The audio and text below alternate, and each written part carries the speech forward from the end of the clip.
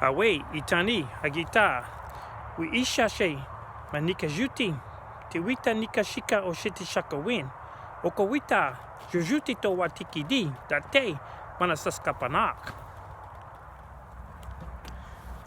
Okay, so we are almost at the end of the year. We're in November, and we've been preaching all year about doing your genealogy so you know who you are and where you come from. A lot of us have found our tribes, and there's a lot more who have not. 2020 is coming up on us soon, and at the end of this year, the U.S. Census is going to be conducting a new census for the people to self-identify and put down where they descend from.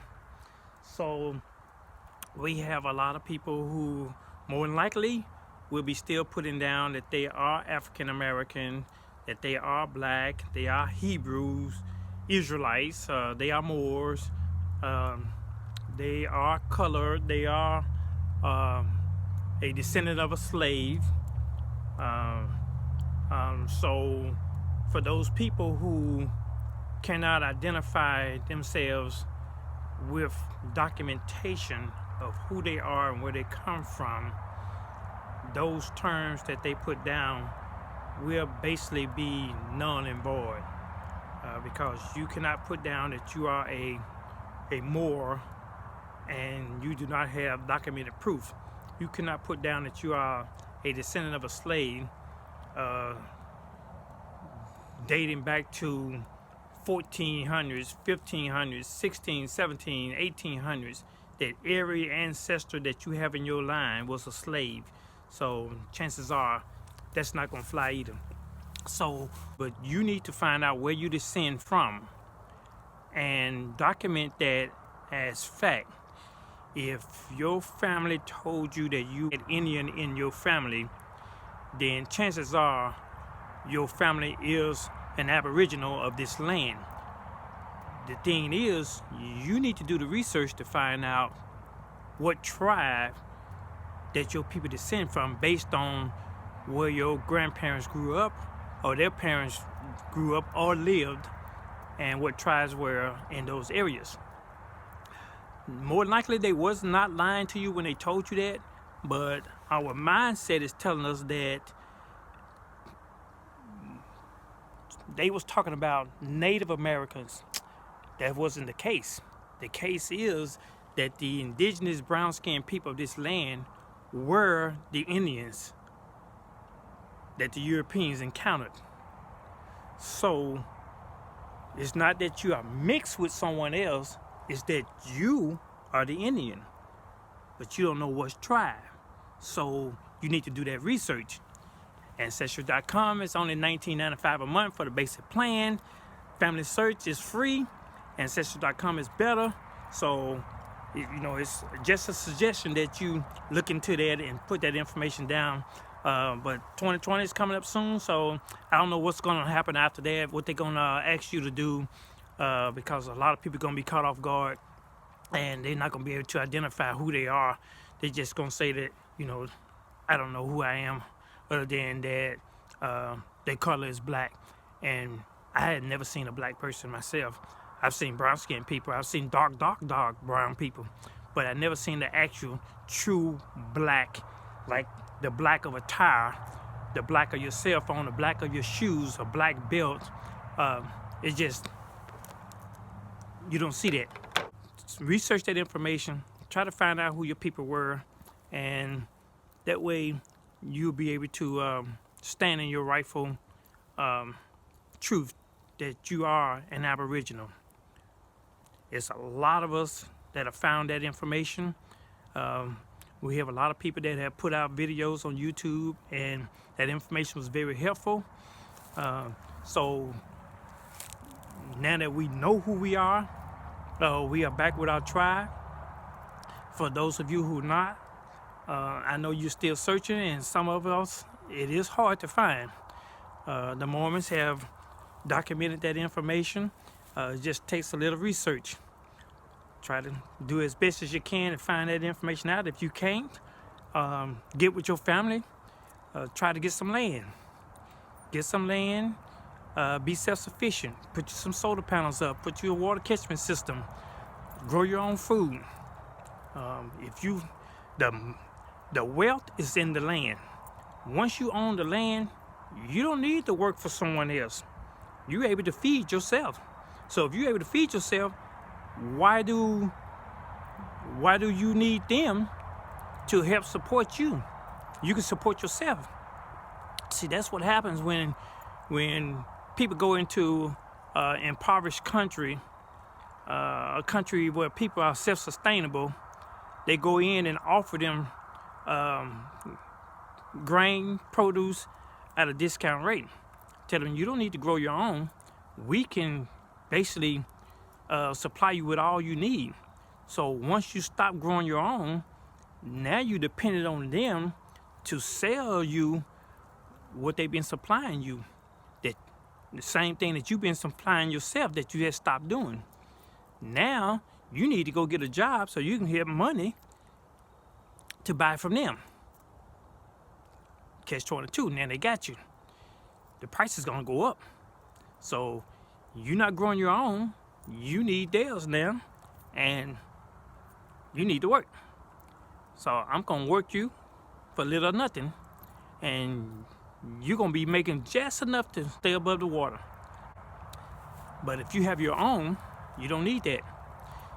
You can plant your food, you can raise livestock, and you can raise your kids. They don't have to go to their schools. All you need is a curriculum, and you can teach your kids at home. Teach them the right way. So that's what everyone needs to be doing. You also have people in the community who may not be working, that's out of a job. They can help teach your kids. All you need is the curriculum. So if everyone in the community come together and support this person to help teach their kids, now your kids are not being miseducated by someone else.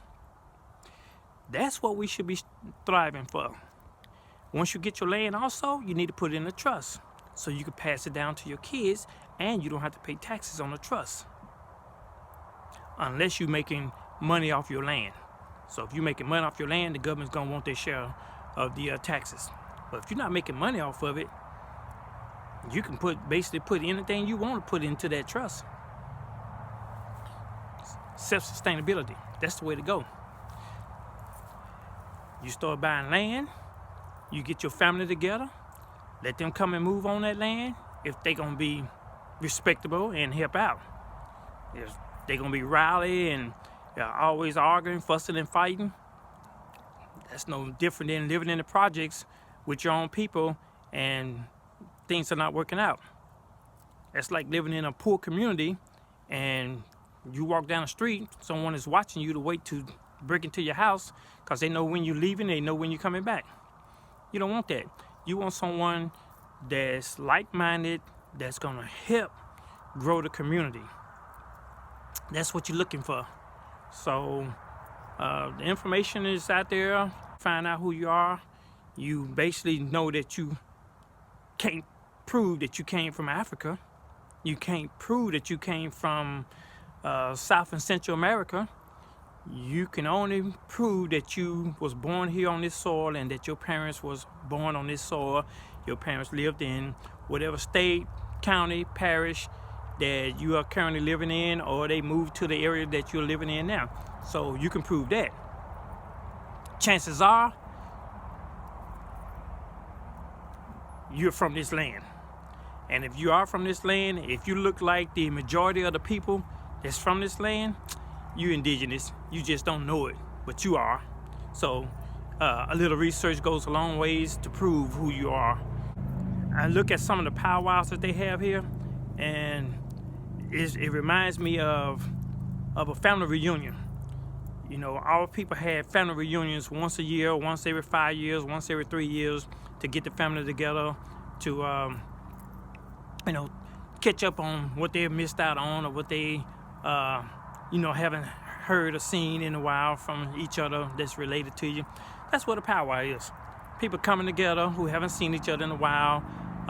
It used to be where they It was more coordinated where people will, sit around and they cook and eat, they sing, they pray, they dance. Nowadays it's all commercial. It's all done for money.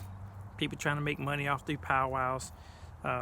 So you find a lot of the history is the same that we have going on now. It's just done in a different way.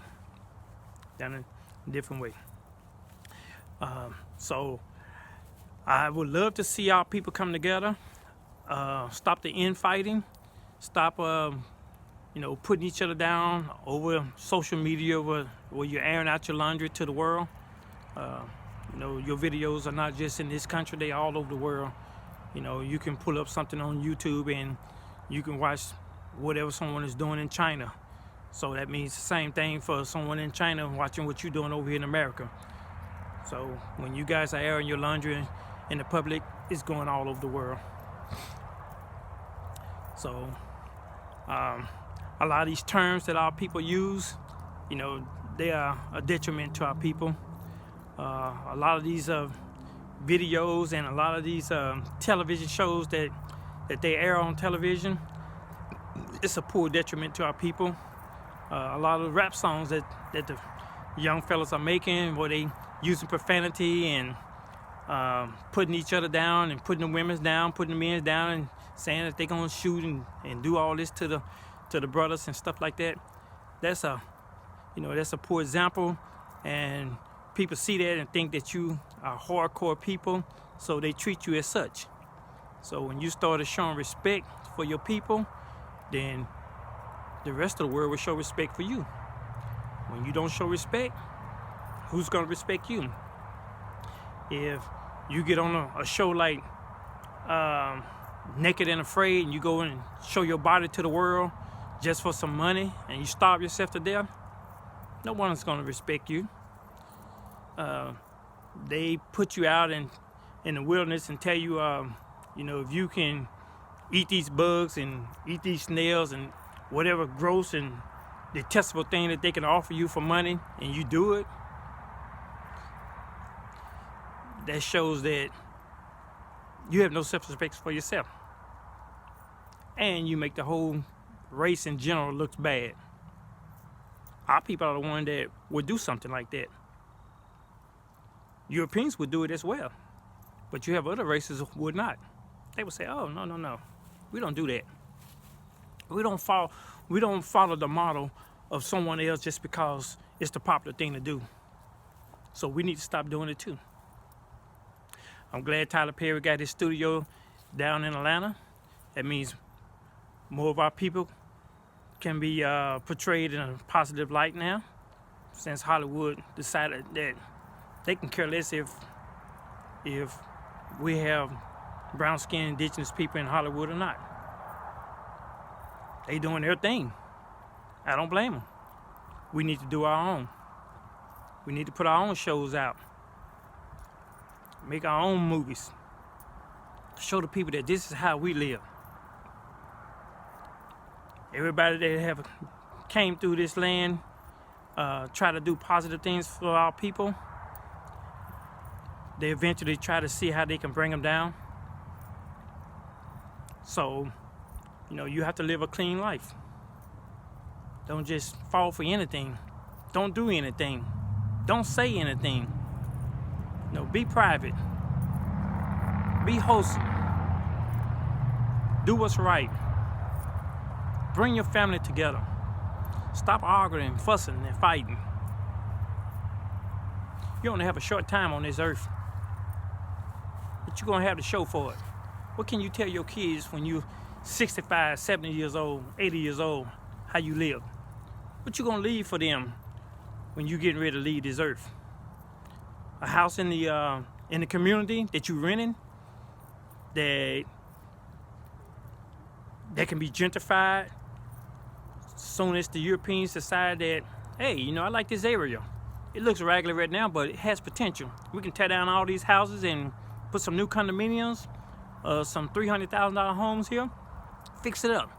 It's close to the downtown area. We don't have to travel that far. We can put stores, restaurants, and shops.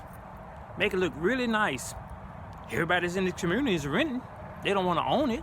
They don't want to buy it because they feel like they don't belong here. They came from another country. So that's what happens in our communities because we don't own. So, you know, the country land where people used to live, a lot of our people didn't want to be out there. So they moved back into town to be closer to people that look like us. Guess what happened? All the people of European descent moved out to the countryside, bought up all that land. There's still a lot of land in this country for sale. There's a lot of people at the end of the year having issues with paying their taxes. That land will be put up for auction at a real cheap rate, very cheap. You may find, if you're lucky, you may find 10, 11, 12, 20 acres, $3,000, $1,200, $1,500.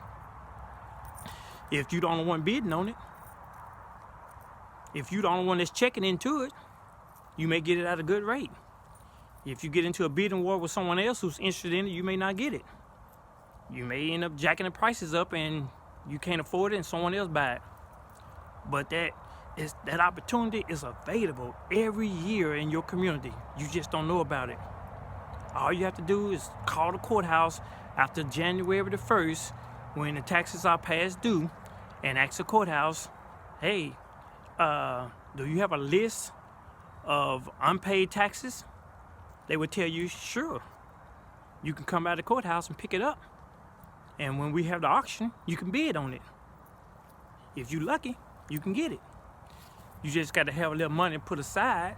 So, you know, you want to, if they're going to bid for the taxes, if the taxes is $800, then you may want to go in with $2,000 or $3,000 and say, I got $3,000 saved up.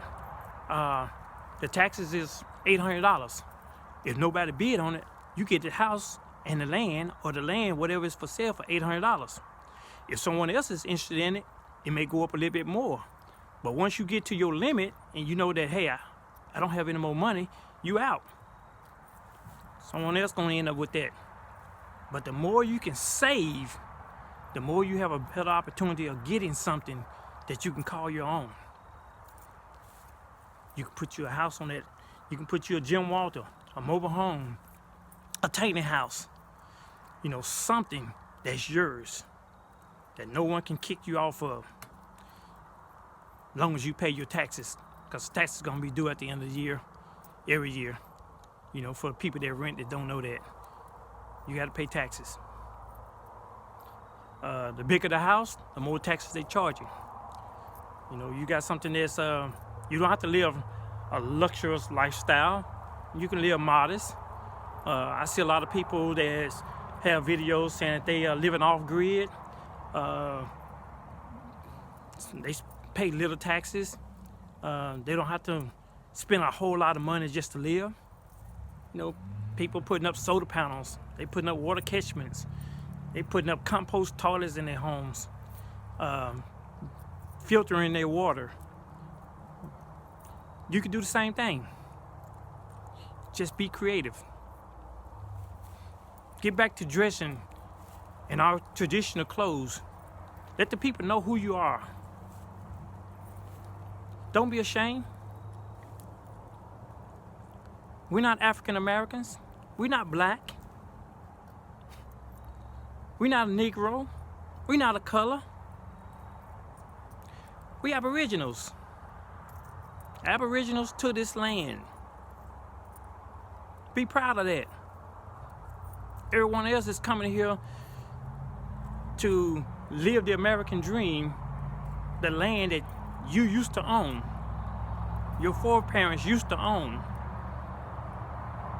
They want a part of that. They're in their country saying, man, I can't wait to get to America. So I can go get me some land. I can put me a store. I can make me some money. Guess where I'm gonna put it at? I'm gonna put it in the community where the indigenous brown-skinned people live, so I can make money off of them. I heard they like to spend every dime that they get when they get paid. Oh, that's a dream. Wouldn't you like to do something like that? Have your business in the community, you providing something for your people, it can be done. It can be done. You know, this country has like a welfare system, and the people has a welfare mentality, because when something is given to you, you don't appreciate it. No matter where you live. You got people in starving countries, poor countries. It's not like here. They don't have a welfare system. If your parents were poor and you don't have a way of making money, you'll grow up and you'll be the same way. If you don't have a trade, it's rough. You grew up your whole life poor because your parents weren't able to teach you anything and you weren't able to go to school, so you just grew up poor. Some poor people, like I was down in Mexico. There's a lot of poor people down in Mexico. But guess what? A lot of those poor people, they have skill. They know how to make different types of arts and craft, and they go out there on the side of the road and they sit there all day selling what they made. And it's stuff that they make, you couldn't even do that in a factory with a machine. Those people are good at what they do. They make money to survive. Any means necessary. If they come to this country and they see how easy it is here to get a job, because, you know, certain jobs we just want to sell. They accept anything, because when you're out there on the shoulder of the road trying to sell something and you out there all day baking in the sun, you'll be glad that someone say, hey, if you do this job, we're going to give you an hourly rate. And at the end of that 2-week period, you're going to have a check. You can get your apartment, get you a small car, pay your bills, have food and groceries. They would love that. But our people, we don't want that. We want the best jobs, because we have friends who went to the same school that we went to, and they doing well.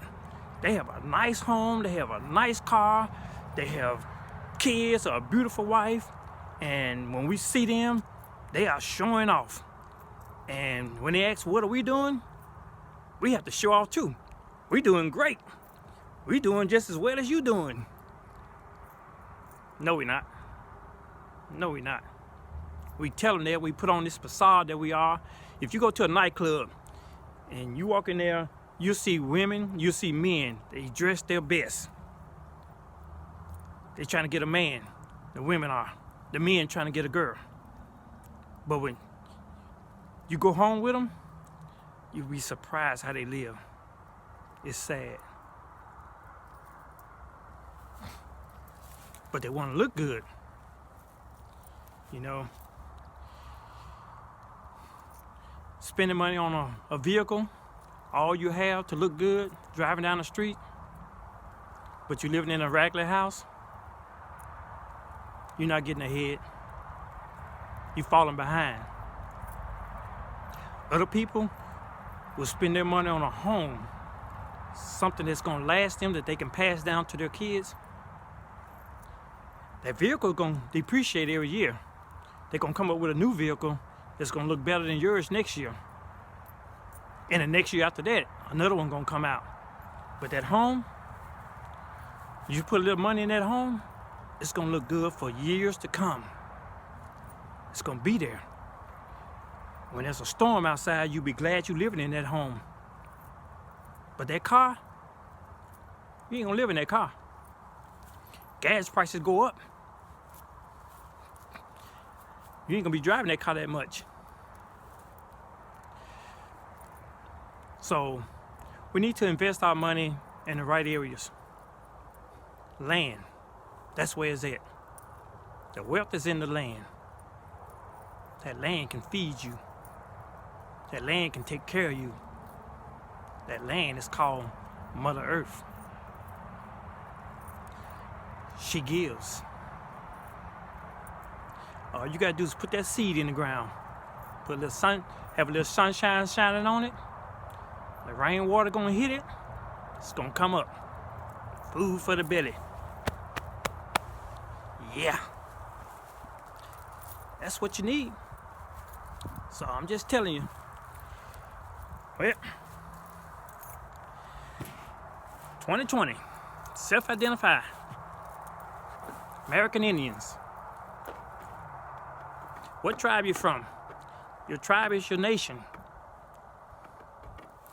That's your nationality. Once you find out that tribe, now you got a nationality. What's your race? American Indian.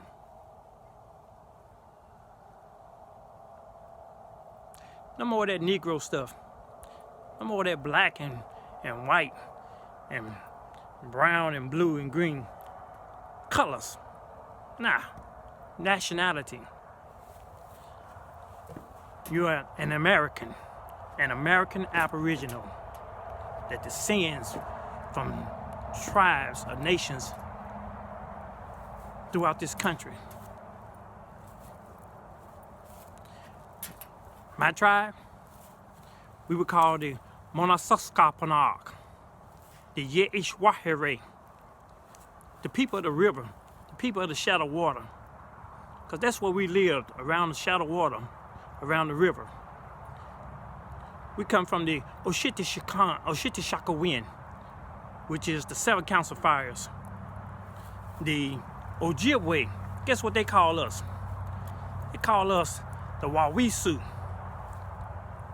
The French, they love that Sioux part of it because they have a word in their language for Sioux, and it means pig in their language. So they decide, you know what? We like that Sioux part of it, so we're going to call those people the Sioux. Now, the Ojibwe didn't like us, so they called us the snake people. So that's what that Wawisu means, the snake people, the enemy. They say we were the enemy and the snake people. So that's how they end up changing our name from the 7 council fires, which is Oshitishakawin, to the Sioux.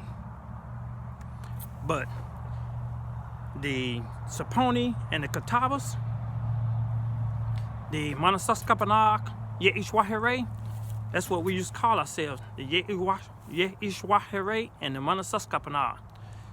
Hebrew words. Hebrew. Now, there's a connection there.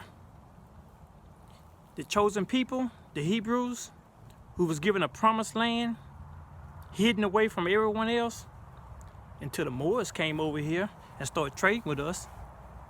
Guess what the Moors did?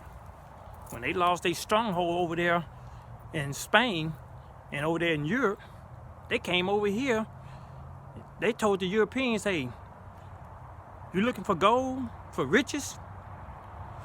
There's some lands to the west. There's a lot of gold. It's a lot of riches.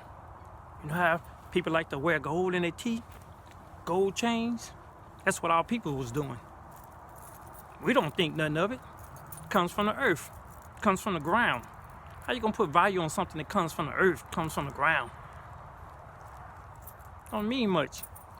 But the Europeans are capitalists. They think in terms of profit. Like the Ferengi, the divine treasurer. So they want to make money. So the Moors brought them over here, told them, I can take you there. Pedro the Moor. He brought Columbus down there to the Caribbean. Yeah, that's what happened. Once they got down there and they saw a little bit, they decided, hey, we coming back for more. They took some people back to Spain with them, showed them the American Indians who were Negroes. They say, hey, these are the people that live in those lands over there. Oh, those were God's people, the Indios. So what they call the Caribbean? West Indies. When they came up here, more of the same looking people. So that's what happened. Guess who was in charge at the time over there in Europe? Negroes were in charge. Yeah, King James, he was a Negro. Queen Charlotte, at Charlotte, North Carolina, was Charlotte, South Carolina. Charlotte, South Carolina. I think it's in South Carolina, but Queen Charlotte, Negro. The Portuguese king, he was a Negro. The king and queen over there in Spain, they were Negroes. They came over here. The kings and queens, they didn't come over here, but they sent people over here. They sent their slaves over here. Guess who the slaves were? The Europeans, the white ones, the Africans. They weren't black Africans like people think, because there's no black people. They weren't brown Africans. They were white, pale-skinned Europeans that came from Africa, came over here. The people that was in Ireland, they were Negroes. If you go back in antiquity, you will see that Europe, the majority of Europe, descends from a Negro race of people. That's what happened. They came over here, and they came over here as slaves. And the people that they saw here, that they called Indians, they changed the name from Indians and started calling them free people of color. Free people of color. So when you look at the census and you see free people of color, guess what you see the Europeans as? White slaves working on plantations under free people of color, because free people of color own the land. Now, the Moors came in and started fighting and stirring up problems for the free people of color. Somewhere down the line, things flipped. Europeans took advantage of us infighting amongst ourselves. John Henson, first president, Negro. How can he be a slave coming to America and being the president of the 13 colonies? The Iroquois Confederacy, the Articles of Federation that came from Negroes. How is that? If you came here as a slave from a country that's basically was a desolate area, and you know how to grow food, you know how to set up governments and run a country, that don't make sense. Because what you had here was people that looks like me running things.